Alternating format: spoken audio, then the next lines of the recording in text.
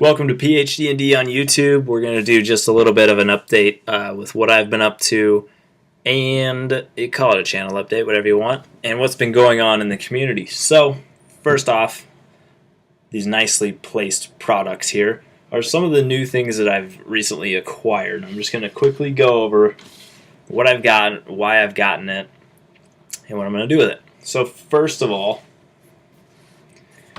I caved, and this kind of started everything.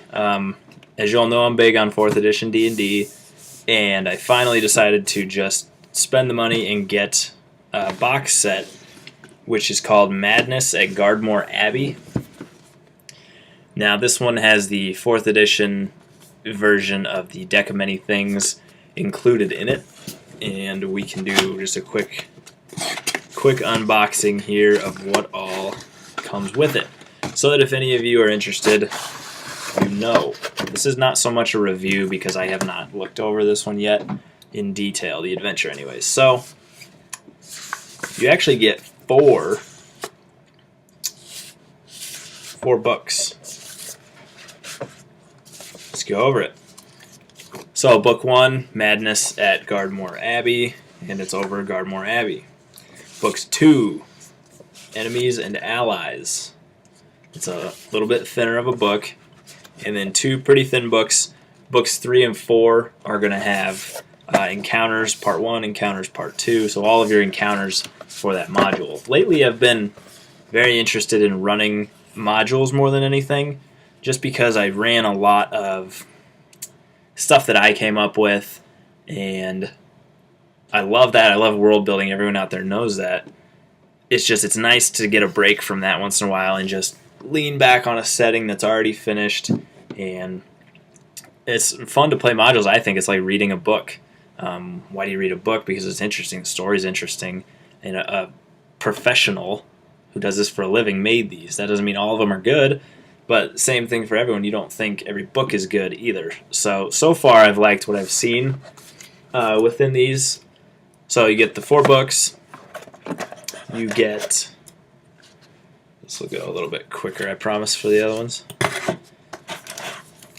You get the deck of many things here, as well as I think there's 2 or 3 treasure cards for the adventure here.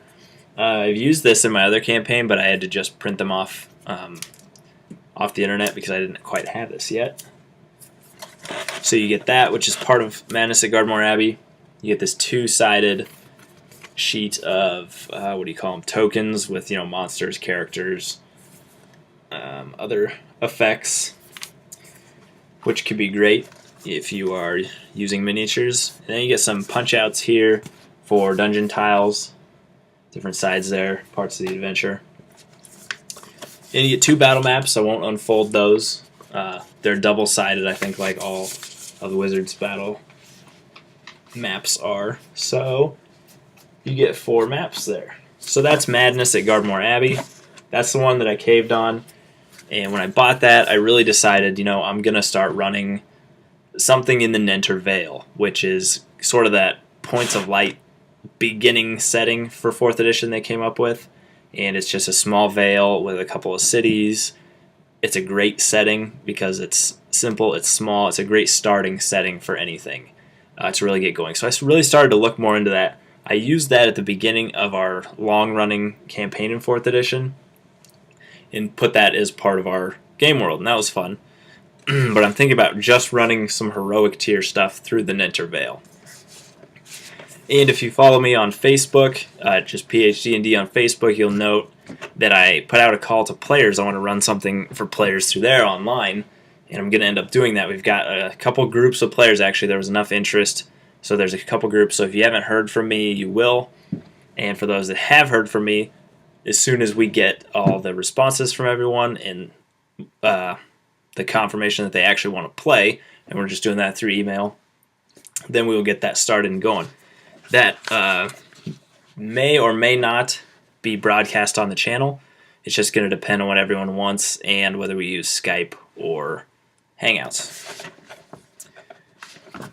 But if it is broadcast, we'll make sure everyone has given their permission and is okay to do that, because it doesn't matter to me one way or the other for those involved. Now, That was Madness at Gardmore Abbey, which is a location within the Ninter Vale. Let's see, the next thing I went ahead and got was, I ordered these two and they're not in yet. One I think is called Orcs of Stonefire. Orcs of Stonefire Pass. I'm going to look this up right now while we're doing this, so pardon me. Stonefang Pass. That's the one. Not really sure what it is, honestly. It's in the Ninter Vale. I actually got a part-time job on the side of what I'm doing right now, so I've got a little extra spending money for gaming, and the job actually gets me a discount on gaming products, so that always helps. Orcs of Stonefang Pass, Adventure HS2 for 4th edition D&D. This one is set in the Stone March, within the Ninter Vale, I believe. So that's why I ordered that one. That should be in sometime this week or next, as well as I ordered H3, which I think is called Pyramid of Shadows. Now, H1, 2, and 3 are the 3 big ones that they came out with for the Ninter Vale. And at the beginning of 4th edition, number 1 is Keep on the Shadowfell, which I have. I probably won't run that one. I may run that for the online group I was just talking about, because I've already run that for my other group, part of it. Adventure 2, and that brings me to the next product, and a thank you to one of my viewers for hooking me up with this. That is H2 Thunderspire Labyrinth. Now, where I get my gaming products usually, through this part-time job I have, they were unable to get Thunderspire. They were able to get Pyramid of Shadows for some reason, just not this one. So I put out a call on the Facebook page, and once again, this viewer, I won't say their name, but they've hooked me up big time and saved me quite a bit in the long run. So this will be part of one or both of my Ninter Vale campaigns. So I didn't really finish saying that. The Ninter Vale campaign number 1 will be the one online that I'm going to do with people. And that may be very similar through all those online groups. It'll start out very similar, and then we'll see where they go. And some of those may be broadcast, some not. Then I'm also going to do one for my home group, which we're going to try to do online just because 2 of the guys don't live in the same city, and we're going to test out a couple methods for actually using miniatures and maps online, not using Roll20 in those apps. I just don't have the patience to learn those. And believe me, I've tried, and I'm sure they're very easy. It's just a patience thing. So, Thunderspire Labyrinth will eventually be part of those campaigns for characters of 4th through 6th level. And I won't go through these, but you get the 2 adventure books in there. Same with Keep on the Shadowfell. It's also got a beginner rule guide because of when it came out, and I think it's free online. Don't quote me on that, at the Wizards website. At least if it's not free now, it was at one point to download the PDF for Keep on the Shadowfell. It's a great adventure, well written, and I've heard from trustworthy sources that Thunderspire Labyrinth is great and the Pyramid of Shadows is excellent as well. So, on to the next things. That viewer also sent me the Dungeon Master's Kit.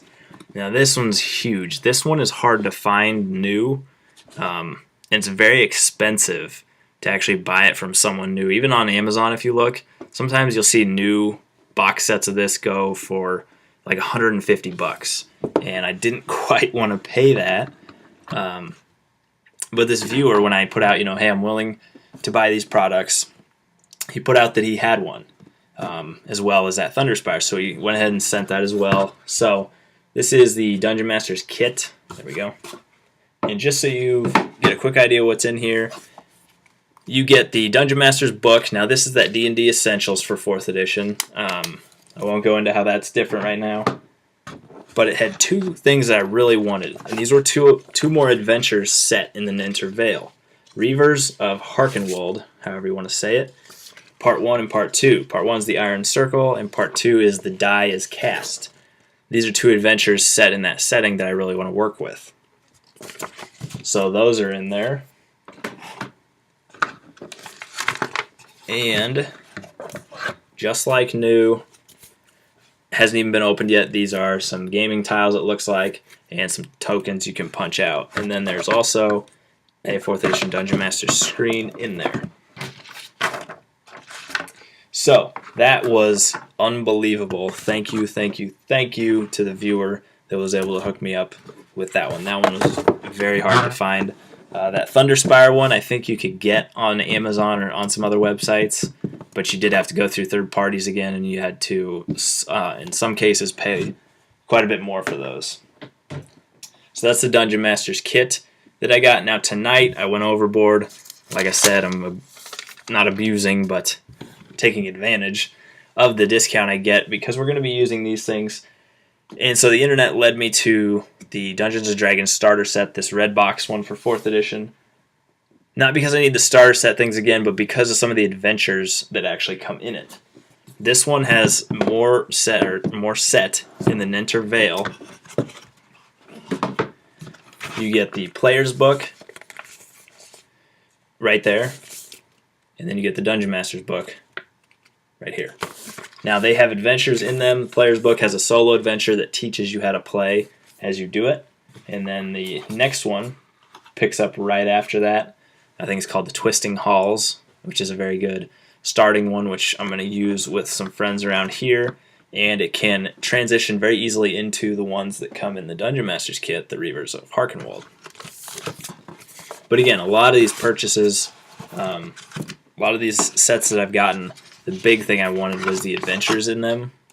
And just, it's nice to have and be collecting something from something like, I've decided that, I like 4th edition a lot. I'm going to be playing it forever. Not that I'm not going to try anything else or play anything else, but I know I'm going to come back and try to always have something running with 4th edition. So why not start collecting? A big 2-sided battle map here to go with the adventure. Actually has the whole dungeon on it, I think. They give you some neat player or character sheets, some that I haven't seen before, so that's kind of cool. They came with that. Go online to get your free adventure. You can do that without the code even now.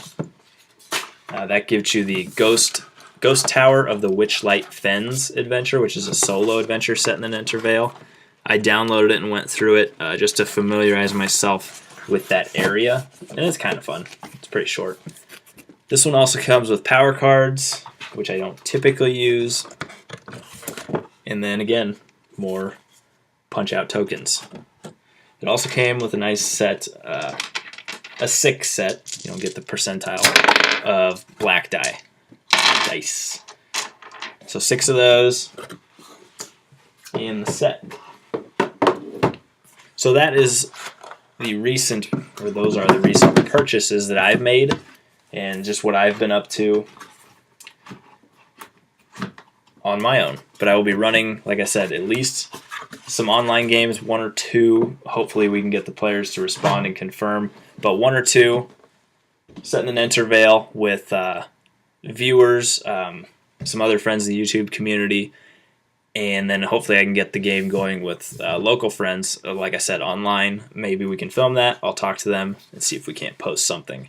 Or at least post one so you can see how the setup is for the miniatures online. But things going on in the community, I'll wrap this up. It's been long enough. Big shout out to Ander, main man over at Wood WWAD. He just came out with his role-playing game Within the Ring of Fire. There is, I believe, the Saga book, and 77 Thrones just came out. And so I will be buying tomorrow the Saga book. Hopefully in the future I'll get 77 Thrones. But I'd like to read through, and I'm getting the hardback from Drive-Thru RPG. Going to read through the Saga book, and I'm going to post an honest review of it. What I think of it, what I would change, what I wouldn't change, why you should get it, and so forth. I think just an open, honest review is what he wants. It sounds from talking with him like it's a game that can evolve, that it can change. If the gamers are really wanting to see something, then it can happen. I don't know if it's in future editions or whatever, but it sounds like it can change and the gamers can affect the game, which is great. So I think he wants some excellent feedback on that. And the book, just from online and from the reviews I've seen so far, looks amazing. So definitely go check that out if you haven't already.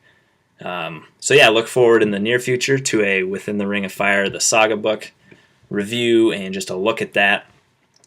And other than that, hopefully we'll get some more videos out in the near future. This, again, was just an update of what I've been up to. So take it easy, keep gaming, and happy holidays for everyone if I don't see you before then.